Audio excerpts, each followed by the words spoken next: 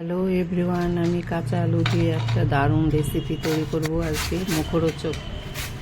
আলুটা আমি গ্রেট করে নিচ্ছি, নিয়ে এবার আলুগুলোকে জলে ভালো করে ধুয়ে নিতে হবে। এটা হলো কারি পাতা ইউজ করব। এখানে ধুয়ে নিয়েছি। এবার আমি এই বেসন নিয়েছি অল্প, এই বেসনটাকে একটু চেলে নেব। বেসনটাকে চেলে নিয়ে, প্যাকেটের বেসন তো, এবার সুজি নিলাম 1 বাটি।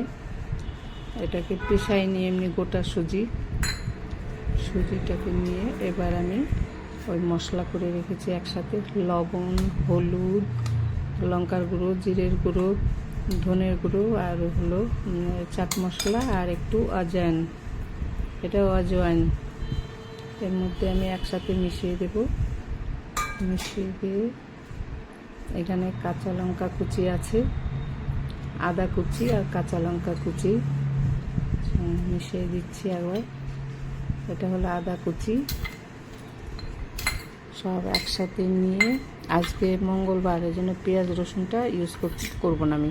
এটা কারি পাতাগুলোকে একটু কেটে নিয়েছি ছোটো ছোটো করে। অন্য বার হলে পেঁয়াজ রসুনে কুচি দিলে আরও ভালো লাগে। আজকে একবারে পুরো নিরামিষ তৈরি হবে। এবার মিশ্রণটাকে ভালো করে মিশিয়ে নিয়ে ভালো করে মেশাতে হবে। এবার নর্মাল জল আমি ইউজ করব। অল্প করে একটু নেড়ে নিয়ে, আরও জল লাগবে, ভালো করে মিশিয়ে নিতে হবে। সুন্দর করে মিশিয়ে নিয়ে, এটা খেতে খুবই ভালো লাগে, কুড়কুড়ে হবে। ভাজার পরে, তৈরি করার পরে না কুড়মুড়ে হবে, চায়ের সাথে দারুণ সুন্দর হয়, মুখরোচক একবারে খাবারটা হয়। ভালো করে আরেকটু জল দরকার হবে।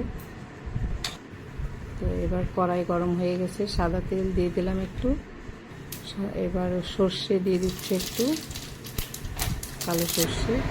এবার একটু জিরে দিয়ে দিচ্ছি। এগুলো একটু তেলের মধ্যে ভাজা হবে। ভেজে নিয়ে এই হিং দিয়ে দেবো একটু, তাহলে হজমের সুবিধা হবে। হিং ইউজ করতে হয় ভাজা টাজাতে। এবার এগুলোকে একটু সময় ভেজে নেবো, 5 মিনিটের মতো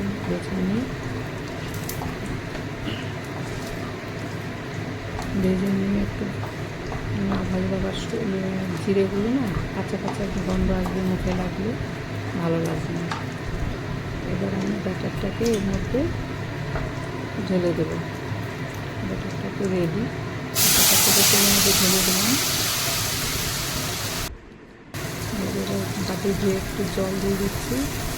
এবার কন্টিনিউ নাড়তে হবে, ভালো করে নাড়তে হবে, নাহলে নিচে লেগে যাবে।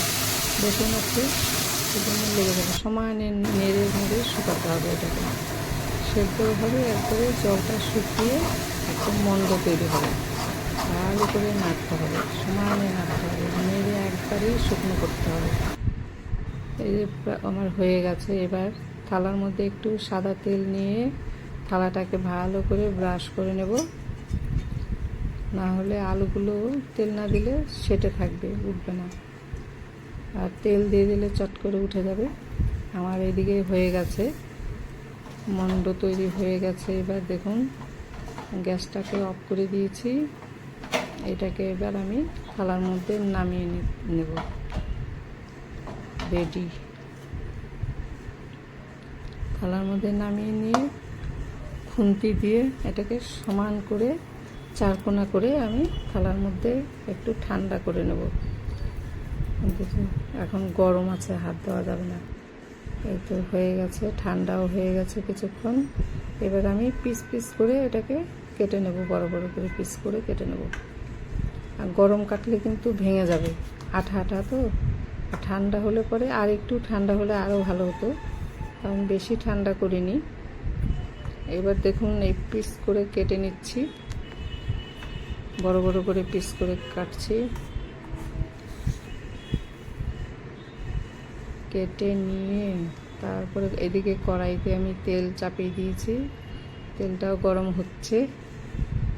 আপনারা বাড়িতে ট্রাই করবেন, খেতে খুব সুন্দর হয়। চায়ের সাথে সকাল বিকেল মানে খেতে পারবেন। যে যেমন ঝাল ইউজ করবেন, লবণ ওটা নিজের ইচ্ছে মতন।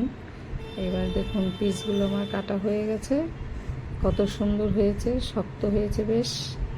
এবার এক পিস করে আমি ছোট কড়াই নিয়েছি। কড়াই তেল গরম হয়ে গেছে, এবার আমি এক পিস করে তেলের মধ্যে সিম করে একটু টাইম নিয়ে ভেজে নেব।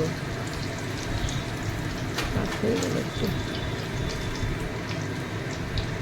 সোজা করে দিচ্ছি, ব্যাস।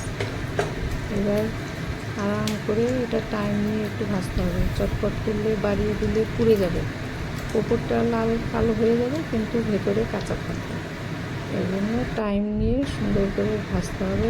ভাজতে ভাজতেই কত শক্ত হয়ে গেছে দেখুন, সুন্দর শক্ত কুড়মুড়ে হয়, একবারে খেতে খুবই ভালো হয় এটা। এর মধ্যে ধনে পাতাও ইউজ করতে পারেন, পেঁয়াজ কুচি, পেঁয়াজ কুচি, পেঁয়াজের পাতা এইসব করা মানে মেশানো যাবে। একটু রসুন কুচিও মেশানো যায়। আজকে তো শনিবার, আমি পুরো নিরামিষ করেছি এটাকে। আমার এটা একটা হয়ে গেল, আমি নামিয়ে নেব। এবার একটা করেই ভাজতে হবে। আমি কড়াই ছোটো নিয়েছি, বড় কড়াই হলে একসাথে করা হয়, ছোটো ছোটো। দেখুন আমার দুটো ভাজা হয়ে গেছে।